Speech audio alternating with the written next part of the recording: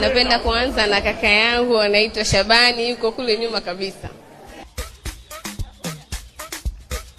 Shabani we Shabani, Shabani we Shabani, Shabani we Shabani, Shabani we Shabani, Shabani Madobe alitaka kumsola imwana na ekaro.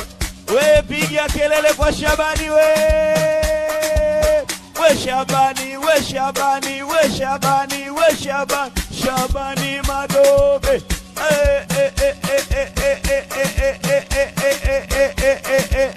Kamata. Hapo vipi Shabani? Hapo safi. Amina. Shabani kidogo. Dada yangu Amina, tafadhali. Cha kwanza heshima.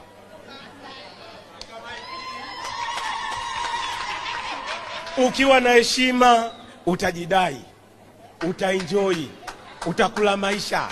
Yani huyo mume akirudi nyumbani, cha kwanza kabisa mvue viatu. Hicho ndio kitu cha kwanza. Ukiweza kumvua viatu, yani mwenyewe ataenjoy, anaona kabisa kama hapo kwa sasa hivi nimeoa. Sio unamwangalia pembeni tu, kabua mwenyewe. Unaharibu. Dada Amina unaharibu.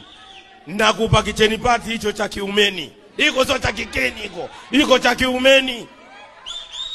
Leo nimekuja kwa sababu yako. Sina baya mimi. Mimi kile unapokaa watu wanafurahi. Hakuna mtu ambaye ukasirika nilipokuwepo. Babu uongo huko babu. Babu uongo. Babu yangu yule pale yule handsome. Na huku vipi nayo? Kama lama gani nitaunganisha ratiba. Turudi tena hapa.